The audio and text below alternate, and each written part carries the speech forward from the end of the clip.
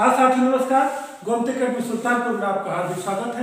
आज हम उत्तर प्रदेश पुलिस भर्ती परीक्षा में स्वतंत्रता संघर्ष के अगले वीडियो आपको देंगे, जो परीक्षा के लिए बहुत ही महत्वपूर्ण है। बहुत महत्वपूर्ण टॉपिक चल रहा है, जरूर वीडियो को देख ले, क्योंकि जो जीके या जीएस का जो 37 प्रश्न आना है उसमें भारतीय इतिहास से प्रश्न पूछे जाएंगे, स्वतंत्रता संघर्ष से संबंधित प्रश्न जरूर पूछे जाएंगे। तो आप हमारे चैनल को सब्सक्राइब कर लें, जिससे जो भी नोटिफिकेशन हो आपको मिलता रहे। अपने दोस्तों शेयर करते रहिए, लाइक कमेंट में हमको बताते रहे। आप कमेंट करते हैं तो हमको बहुत खुशी मिलती है, मैं पढ़ता भी हूँ कमेंट को। और भारतीय इतिहास से संबंधित जो वीडियो हमारे गोमती अकेडमी सुल्तानपुर के चैनल पे प्लेलिस्ट में जाके आप देख सकते हैं। भारतीय इतिहास लगभग 17-18 वीडियो हम आपको दे चुके हैं, 2-3 वीडियो आप बचे हैं। हम इसको 1-2 दिन में खत्म कर देंगे। 17-18 फरवरी को आपका पेपर है। मैं डेली आपको 10-10, 15-15 क्वेश्चन का पूरे जीएस की मिला प्रैक्टिस से देंगे। आप पढ़ते रहेंगे, परीक्षा में आपको बहुत आसानी होगी। तो चैनल को आप सब्सक्राइब जरूर कर लें। आपको हम बता दें कि कहाँ तक पहुँचे थे हम लोग इसके पहले 1922 तक कि गांधी जी का असहयोग आंदोलन, जैसे हमने आपको पिछले वीडियो में रावलाट, जालियाबाग हत्याकांड, खिलाफत आंदोलन, असहयोग आंदोलन और 5 फरवरी 1922 की घटना जो हुई, चौरा चौरी की घटना, जिसमें हिंसक झड़प से गांधी क्षुब्ध हुए, असहयोग आंदोलन समाप्त कर दिए।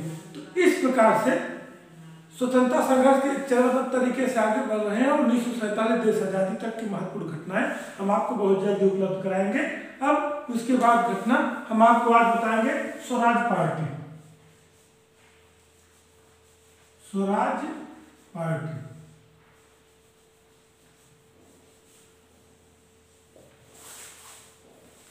स्वराज पार्टी, इसमें क्या पूछा जाता है कि इसकी स्थापना कब हुई? 1923। 1922 तक की घटनाएं महत्वपूर्ण हम आपको बता चुके हैं कि 5 फरवरी 1922 को चौरी घटना के बाद असहयोग आंदोलन समाप्त हुआ। अब 23 घटना, स्वराज पार्टी की स्थापना कब हुई थी? 1923 में। स्थान कहाँ पर हुई थी? इलाहाबाद, वर्तमान प्रयागराज। ठीक। संस्थापक कौन थे? इसी तरह प्रश्न आपकी पुलिस भर्ती परीक्षा, मोतीलाल नेहरू और चित्तरंजन दास। मोतीलाल नेहरू और चित्तरंजन दास।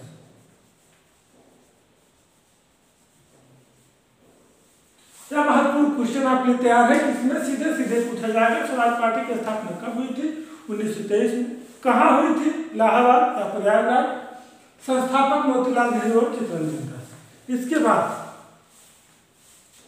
दूसरा महत्वपूर्ण event,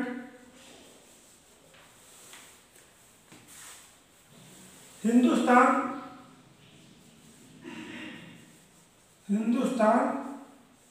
Republic association. Hindustan Republic association. Hindustan Republic association, इससे भी सीधे पूछा जाता है कि इसकी स्थापना कब हुई? 1924 में। हिंदुस्तान रिपब्लिक एसोसिएशन, इसके संस्थापक सचेंद्र सान्याल। इसके संस्थापक सचेंद्र सान्याल। ये सीधे हिंदुस्तान रिपब्लिक एसोसिएशन की स्थापना 1924 और इसके संस्थापक सचेंद्र सान्याल। अब इसमें एक चीज महत्वपूर्ण समझिए कि 1928 में भगत सिंह ने इसके नाम में परिवर्तन कर दिया। भगत सिंह ने इसके नाम में हिंदुस्तान रिपब्लिक एसोसिएशन के नाम में परिवर्तन कर दिया और इसका नाम हिंदुस्तान सोशलिस्ट रिपब्लिक एसोसिएशन हो गया। इसका नाम हो गया हिंदुस्तान सोशलिस्ट रिपब्लिक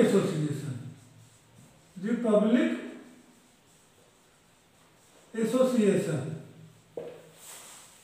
अब आप स्पष्ट हो गया होगा कि यदि प्रश्न बनता है कि हिंदुस्तान रिपब्लिक एसोसिएशन की स्थापना कब हुई थी? 1924 में। यह पूछता है कि हिंदुस्तान सोशलिस्ट रिपब्लिक एसोसिएशन, अगर यहाँ पर सोशलिस्ट शब्द लगा देते हैं तो आप समझ लीजिएगा कि इसकी स्थापना 1928 में हुई थी, कंफ्यूज नहीं होना। हिंदुस्तान रिपब्लिक एसोसिएशन की स्थापना 1924 में, हिंदुस्तान सोशलिस्ट रिपब्लिक एसोसिएशन की स्थापना 1928 में, हिंदुस्तान रिपब्लिक एसोसिएशन के संस्थापक सचिन सरदार, हिंदुस्तान सोशलिस्ट रिपब्लिक एसोसिएशन के संस्थापक भगत सिंह। इसी का नाम उन्होंने परिवर्तन किया है। अगर इस तरह पर बनता है हिंदुस्तान रिपब्लिक एसोसिएशन तो बाद में नाम क्या हुआ? Hindustan socialist Republic association. अब आप स्पष्ट हो गए होंगे दो चीजें। पहला, स्वराज पार्टी 1923 में इलाहाबाद में मोतीलाल नेहरू और चित्तरंजन दास। हिंदुस्तान रिपब्लिक एसोसिएशन 1924 में सचिन सान्याल ने, और इसी का नाम 1928 में हिंदुस्तान सोशलिस्ट रिपब्लिक एसोसिएशन हुआ। इसकी स्थापना भगत सिंह। अब एक महत्वपूर्ण घटना आप समझिए कि काकोरी कांड। काकोरी कांड महत्वपूर्ण है, बहुत ही महत्वपूर्ण है, ध्यान से समझ लीजिए, यहां से प्रश्न बन सकता है। 9 अगस्त 1925, 9 अगस्त 1925, इसको आप नोट करते चलिए, स्क्रीनशॉट लेते रहेंगे या सुन भी लेंगे तो आपको परीक्षा में काफी मददगार होगी। अब समझिए कि काकोरी कांड, प्रश्न पहला प्रश्न पूछेगा काकोरी कांड की घटना कब हुई थी? 1925। स्पष्ट हो गया। अब है क्या कि उस टाइम जो इसमें महत्वपूर्ण प्रश्न बनता है उस पर चर्चा करने पे थोड़ा सा कॉन्सेप्ट समझ लेते हैं कि रेलगाड़ी जो है, रेलगाड़ी कहाँ जा रही थी? सहारनपुर से लखनऊ, सहारनपुर से लखनऊ जा रही थी, सहारनपुर से लखनऊ जा रही थी। स्पष्ट हो गया, पहली महत्वपूर्ण चीज। अब काकोरी नामक स्थान पर, इन दोनों के बीच में काकोरी नामक स्थान पर, कहाँ है? सहारनपुर लखनऊ काकोरी स्टेशन है। काकोरी नामक स्थान पर इसमें लूट हो जाती है, स्थान पर लूट हो जाती है, लूट ली जाती है, मतलब इसमें चोरी की घटना हो जाती है। कहाँ? काकोरी। काकोरी कहाँ है? लखनऊ से सहारनपुर। यह प्रश्न पूछता है कि काकोरी कांड कब हुआ था? 1925 में। ट्रेन कहाँ जा रही थी? सहारनपुर से लखनऊ। या घटना किस स्थान पर हुई थी? काकोरी में। काकोरी कांड इसीलिए उसका नाम पड़ा। अब इसको घटना के बाद इसका मास्टरमाइंड राम प्रसाद बिस्मिल को माना गया। किसको? इस घटना का मास्टरमाइंड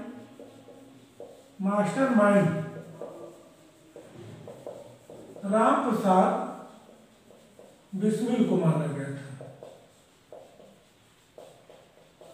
बिस्मिल को माना गया, सरगना मतलब माना गया। अब समझिए आप, मुख्य चीज क्या है कि राम प्रसाद बिस्मिल, अशफाकुल्लाह खां, राजेंद्र लाहिड़ी, मन्नत नाथ और सचिन सान्याल, किसी लोगों के द्वारा जो है प्लान बनाया गया किस तरह से हमको क्या करना है। तो जब ट्रेन सहारनपुर से लखनऊ जा रही थी तो रास्ते में ये लोग घटना को अंजाम दिए। उसमें हथियार जो कुछ भी था, आज़ादी की लड़ाई के लिए अपने को मजबूती देने के लिए इस तरह घटना किया। यही घटना जो ट्रेन लूट की घटना है काकोरी नामक स्थान पर, यही काकोरी कांड है। अब इसमें समझिए, इसके बाद जब लूट हो गई, अंग्रेज एक्शन में आए, बहुत लोगों को गिरफ्तार किया गया, फांसी दी गई, आजीवन कारावास दिया गया, मृत्युदंड भी दिया गया। अब आप समझिए कि कुछ लोगों को फांसी दी गई थी, और इन लोगों को फांसी कहाँ दी गई थी ये भी प्रश्न पूछता है। अब आप समझिए, बड़ी इंपॉर्टेंट चीज कि फांसी किसको दी गई थी? फांसी की घटना, इस घटना के बाद फांसी किसको दी गई थी और कहाँ दी गई थी? इंपॉर्टेंट चीज, सबसे पहले मास्टरमाइंड राम प्रसाद बिस्मिल, राम प्रसाद बिस्मिल, इनको फांसी दी गई थी। दूसरा, राजेंद्र लाहिड़ी,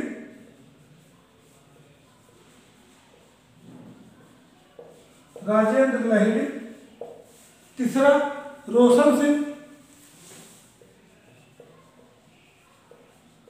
रोशन सिंह। चौथा अशफाक उल्लाह खान, अशफाक उल्लाह खान। काकोरी घटना में इन 4 लोगों को फांसी दी गई थी।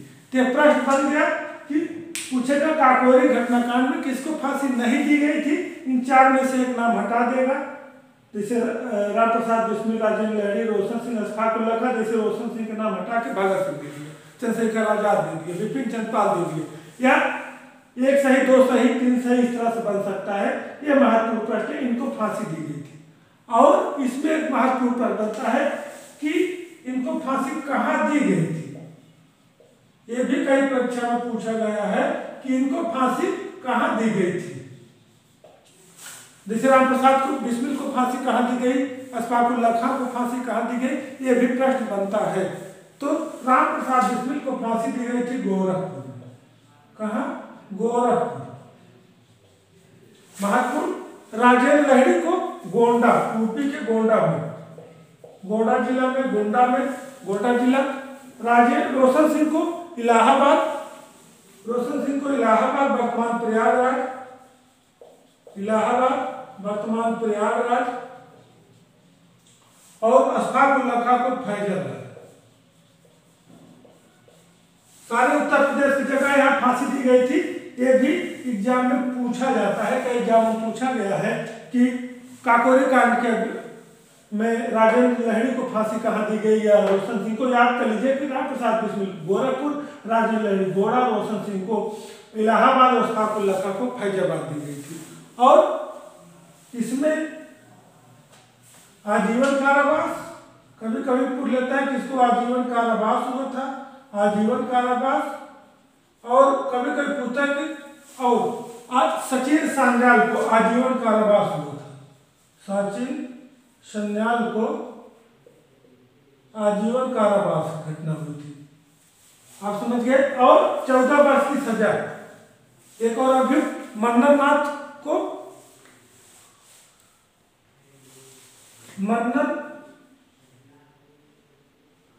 मन्नन नाथ को 14 वर्ष की सजा हुई थी, 14 वर्ष की सजा। मन्नन नाथ को 14 वर्ष की सजा हुई थी। मनमथ, इनका नाम मनमथ नाथ गुप्त था। मनमथ नाथ गुप्त को 14 वर्ष की सजा हुई थी। अब आपको स्पष्ट होंगे काकोरी घटना, इसकी चर्चा करते। काकोरी घटना 9 अगस्त 1924 को रेलगाड़ी शामपुर लखनऊ जा रही थी। काकोरी नामक स्थान पर इसमें लूट की जाती है। इसके मास्टरमाइंड राम प्रसाद बिस्मिल को माना जाता है। राम प्रसाद बिस्मिल, राजेंद्र लहिड़ी, रोशन सिंह, अशफाक उल्लाह खान को फांसी दी जाती है। राम प्रसाद बिस्मिल गोरखपुर, राजेंद्र लहिड़ी गोंडा, रोशन सिंह को इलाहाबाद और अशफाक उल्लाह खान को फैजाबाद फांसी दी जाती है। सचिन सान्याल को आजीवन कारावास और मनमथ नाथ गुप्त को 14 वर्ष की सजा सुनाई जाती है। ये रहा काकोरी घटनाकांड। संभवतः हमको लगता है कि अशफाक उल्लाह खान पहले मुस्लिम थे जिनको स्वतंत्रता संग्राम में फांसी दी गई थी, जहाँ तक हमारा विचार है। तो हमको ऐसा लगता है कि अशफाक उल्लाह खान पहले व्यक्ति हैं जिनको, पहले मुस्लिम व्यक्ति हैं जिनको स्वतंत्रता संघर्ष के लिए, देश की आज़ादी की कुर्बानी के लिए फांसी दी थी। अब Swaraj party, Hindustan Republic association, Hindustan socialist Republic association, Kakori कांड, कुछ चीजें और हम चर्चा कर लेते हैं। देखिए, जो चीजें महत्वपूर्ण आप पढ़ते रहे, स्क्रीनशॉट लेते रहिए। देखिए, इसको ध्यान से सुन लेंगे। इतिहास है, कहानी की तरह है, जो आपके क्वेश्चन बनेगा, आपको आसानी होगी और प्रश्न बनने की पूरी संभावना यहाँ से रहती है।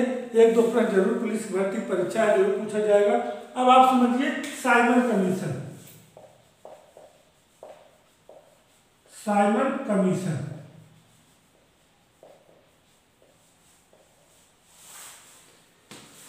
1928 की घटना है। सीधे सीधे पूछता है साइमन कमीशन कब आया था, तो 1928 में। पहला महत्वपूर्ण क्वेश्चन 1928।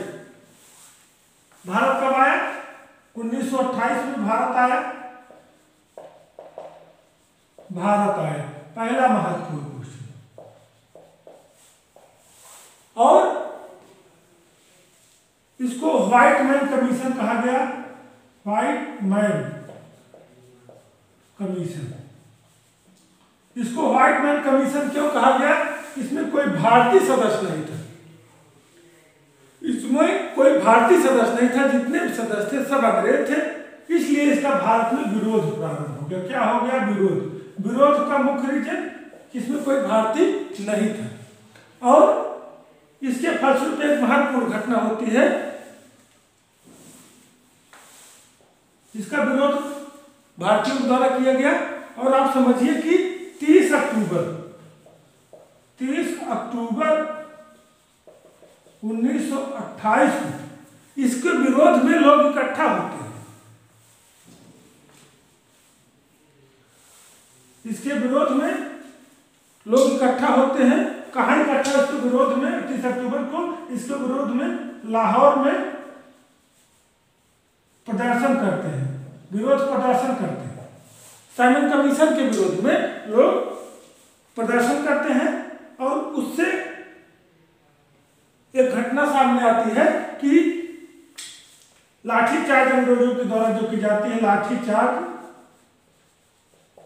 इसमें लाला लाजपत राय, लाला लाजपत राय ये घायल होते हैं और इनकी मृत्यु भी हो जाती है। कहानी स्पष्ट हो गई होगी कि साइमन कमीशन 1928 में भारत आया, पहला महत्वपूर्ण। व्हाइट मैन कमीशन कहा गया क्योंकि इसमें कोई भारतीय सदस्य नहीं था। इसलिए भारतीयों ने इसका विरोध प्रदर्शन शुरू किया। 30 अक्टूबर 1928 को लाहौर में विरोध प्रदर्शन हुआ। वहां लाठीचार्ज हुई और लाला लाजपत राय घायल हुई, मृत्यु हो गई। तब ये पूछा जाता है कि लाला लाजपत राय की मृत्यु कहाँ थी? लाहौर में लाठीचार्ज में। लाठीचार्ज क्यों हुआ? क्योंकि साइमन कमीशन के विरोध में लोग इकट्ठा हुए थे। स्पष्ट हो गया। और अब एक घटना हो, सैंडर्स हत्याकांड।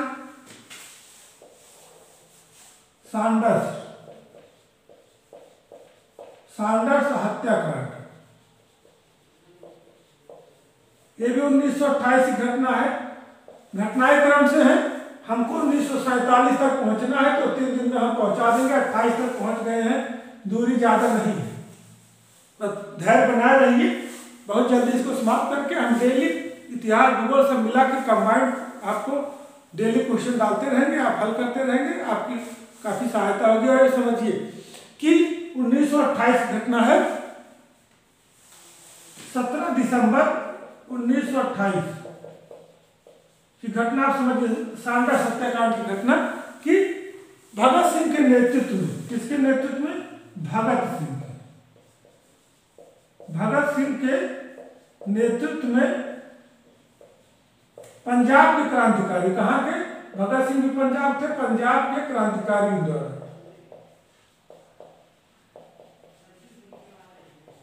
भगत सिंह के नेतृत्व में पंजाब के क्रांतिकारियों ने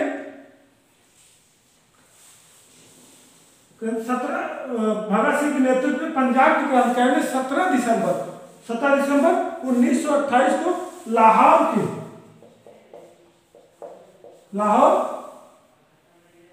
तत्कालीन पंजाब, लाहौर मतलब तत्कालीन पंजाब, लाहौर के सहायक पुलिस कप्तान, लाहौर के सहायक पुलिस कप्तान, सहायक पुलिस कप्तान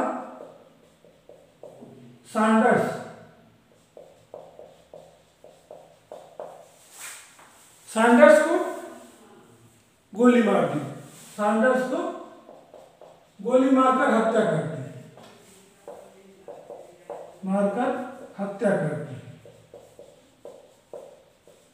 स्पष्ट हो गया।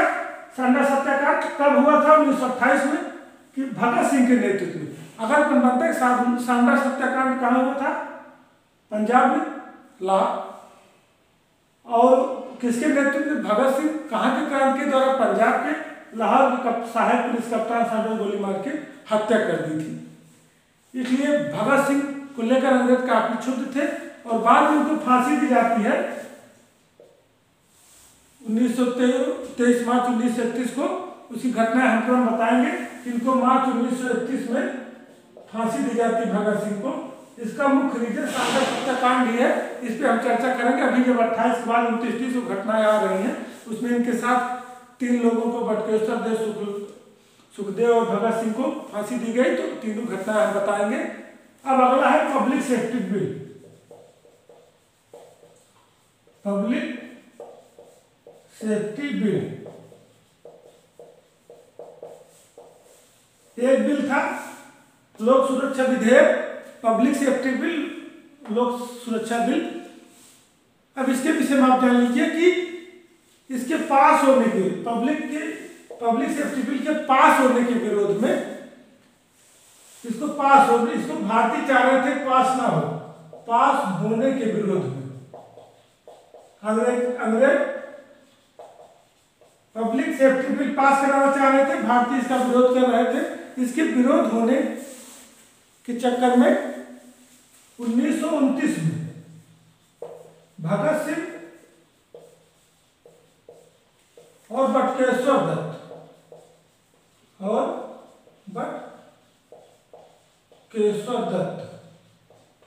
दोनों, भगत सिंह और बटुकेश्वर दत्त, नाम याद रखिएगा कि पब्लिक सेफ्टी बिल का संबंध भगत सिंह और बटुकेश्वर दत्त से है।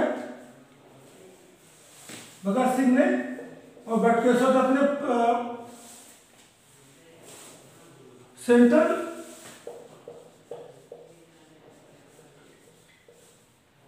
सेंट्रल लेजिस्लेटिव असेंबली में बम फेंक दिया। सेंट्रल लेजिस्लेटिव असेंबली में बम फेंक दिया।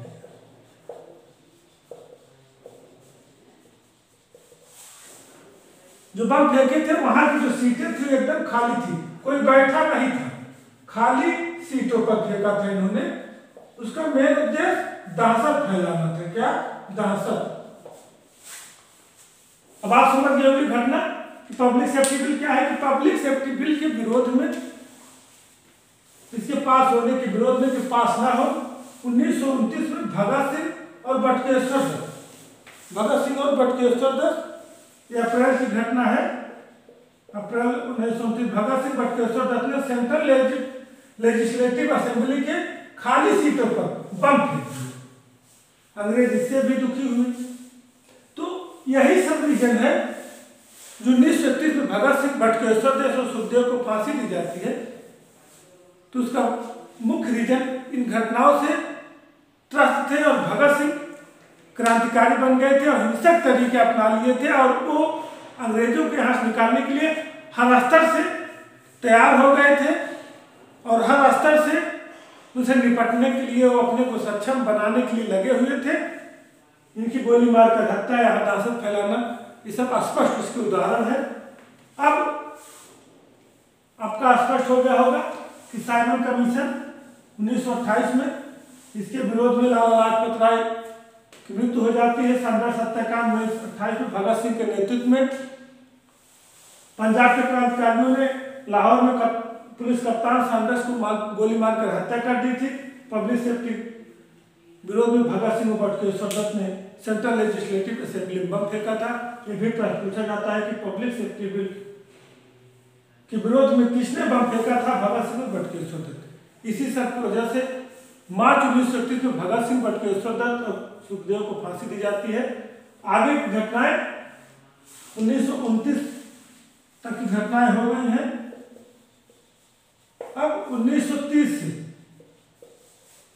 जो हमारा गोलमेज सम्मेलन होता है, जहां पर लगता है कि इनको भगत सिंह को हम बचा सकते थे, इन सब की घटनाओं के साथ भगत सिंह फांसी और इस तरह घटनाएं देते हुए हम बहुत जल्द ही आपको भारतीय इतिहास समाप्त करेंगे। तो अगले वीडियो मिलते हैं। जय हिंद, जय भारत।